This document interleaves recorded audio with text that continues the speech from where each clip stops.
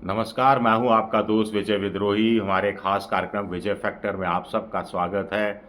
तो आज बात करेंगे कि राहुल गांधी की कांग्रेस किस दोराहे, किस चौराहे पर आकर खड़ी हो गई है और अहमदाबाद से क्या कोई एक रास्ता निकलेगा, या जो 3 साल पहले उदयपुर, उसके बाद रायपुर, उससे पहले बहुत सारी जगह जो चिंतन शिविर होते रहे, वहाँ पर बड़े बड़े फैसले होते रहे, लेकिन फैसलों पर अमल नहीं होता रहा।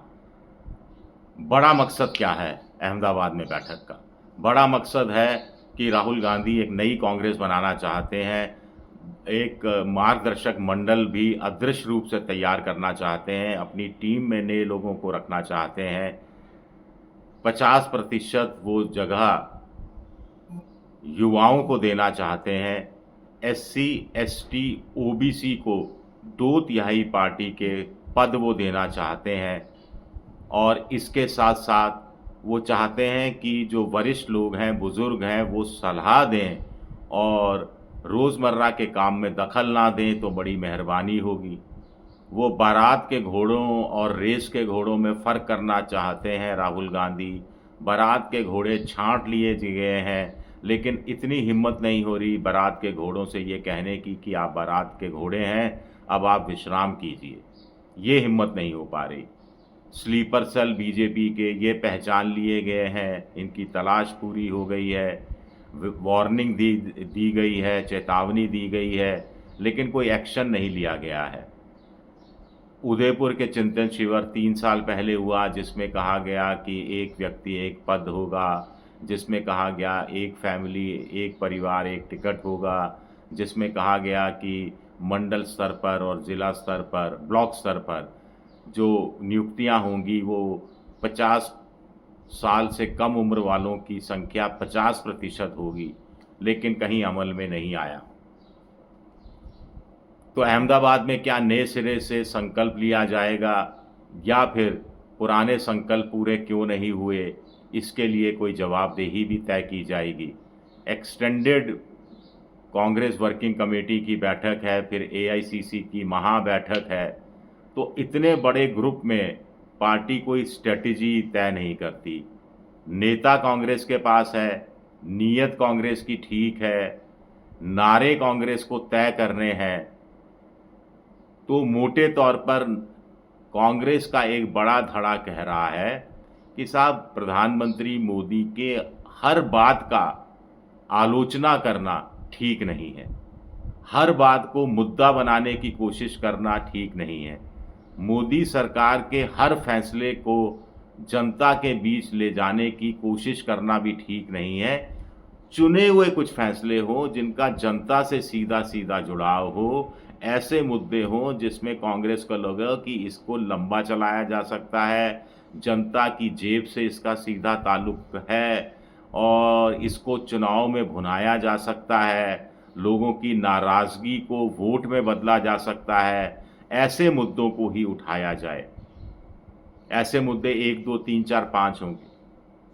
फिर कांग्रेस के कुछ लोग दबी ज़बान से कहते हैं कि ये संविधान बचाओ, आरक्षण बचाओ, जातीय जनगणना, ये मुद्दे राहुल गांधी उठा रहे हैं, अभी भी उठा रहे हैं, जबकि ये मुद्दे अपनी एक्सपायरी डेट पे आ गए हैं। एक्सपायरी डेट ख़त्म हो गई है इनकी, इनकी मुद्दत ख़त्म हो गई है। लोकसभा चुनाव में ये मुद्दे ज़्यादा काम आ रहे थे, विधानसभा चुनाव में इनका इतना असर नहीं रहा, लेकिन राहुल गांधी को कौन समझाए। वैसे बहुत सारे कांग्रेस के नेता कहते हैं कि उनकी नज़र में विधानसभा चुनाव में स्थानीय मुद्दे स्थानीय स्तर पर स्थानीय नेताओं के द्वारा ही उठाए जाने चाहिए और उस पर ज़्यादा जोर लगाना चाहिए। लेकिन बड़ा सवाल उठता है कि विधानसभा चुनाव में किसने रोका है, राहुल गांधी ने क्या रोका है स्थानीय स्तर के नेताओं को स्थानीय मुद्दे नहीं उठाने से?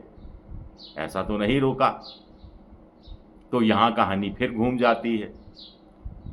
कुल मिलाकर अभी राहुल गांधी ने एक नया प्रयोग किया है। अहमदाबाद बैठक का मुख्य मकसद तो ये है कि कांग्रेस कार्यकर्ताओं में जो निराशा आ गई है, जो नाउम्मीदी आ गई है, जो 4 जून 2024 के बाद आशावादी कांग्रेसी कार्यकर्ता था, उत्साह में था, अब वो फिर उस गम में डूब चुका है कि कुछ नहीं हो सकता, कांग्रेस का कोई भला नहीं हो सकता, यूं ही खेमेबाजी में यूं ही धड़ेबाजी में कांग्रेस मारी जाएगी, चंदा नहीं मिल रहा, कॉरपोरेट जगत चंदा नहीं दे रहा, आम आदमी चंदा थोड़ा कांग्रेस से दूरी बनाए हुए है, आम आदमी को कांग्रेस के मुद्दे समझ में नहीं आ रहे, कांग्रेस को आम आदमी कौन से मुद्दे उठाना चाहती है वो चीज़ समझ में नहीं आ रही। तो एक कन्फ्यूज़न की स्थिति है, दोराहे चौराहे पर पार्टी खड़ी है। तो ये जो माहौल है कांग्रेस में, इससे उबारना है। इसको उबारने के लिए कुछ नया पेश करना है।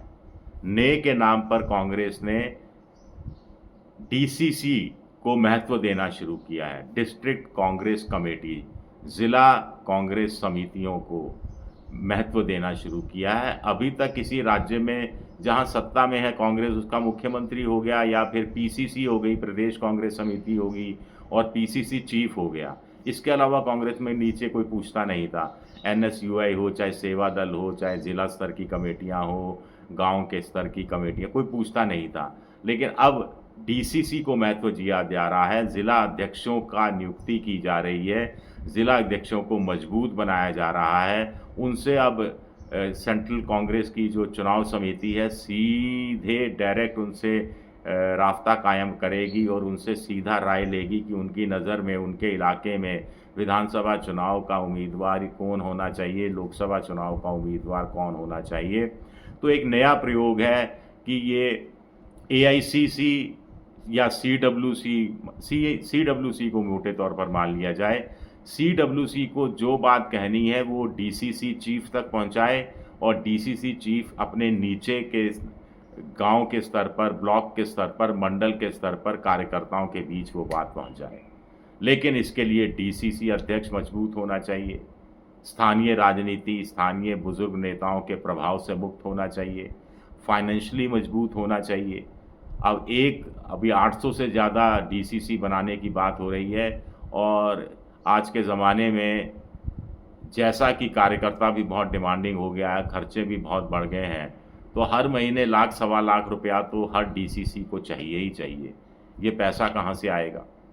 कांग्रेस अमीर नेताओं की गरीब पार्टी कहलाती है। नेता बहुत अमीर है लेकिन पार्टी के लिए अंशदान करते हुए थोड़ा सा हिचक जाते हैं, पैसा उस रूप में खर्चते नहीं हैं। उसमें एक नई जान डालने की ज़रूरत है। खेमेबाजी दूर होगी, धड़ेबाजी दूर होगी, तो कांग्रेस जनता के बीच जा सकेगी और जनता को भी लगेगा कि हाँ, ये कांग्रेस के खिलाफ नहीं लड़ रही, कांग्रेस बीजेपी के खिलाफ लड़ रही है। इनको सत्ता में मौका दिया जाना चाहिए या नहीं दिया जाना चाहिए, तब एक जनता तय करेगी। मुद्दों से जनता प्रभावित होती है, सही बात है। बेरोज़गारी, महंगाई जैसे मुद्दे जनता को चुभ रहे हैं, बहुत सही बात है। लेकिन यही जनता जब वोट देने जाए तो उसकी नज़र में कांग्रेस हो या विपक्षी पार्टी हो, इसके लिए एक अलग सा का खेल है, बूथ मैनेजमेंट है, ये अलग मामला है। बीजेपी ने इसको स्ट्राइक डाउन कर लिया है, या ये जो कोड है ना, चुनाव जीतने का जो कोड है वो डिकोड कर लिया है, वो प्रोसेस को डिकोड कर लिया है बीजेपी ने। राहुल गांधी अभी डिकोड कर नहीं पाए हैं, सबसे बड़ी बात ये है। अहमदाबाद में क्या कोई फार्मूला निकलेगा, देखना दिलचस्प रहेगा। शुक्रिया मेरा वीडियो देखने के लिए। पसंद आए तो लाइक कीजिए, सब्सक्राइब कीजिए, शेयर कीजिए।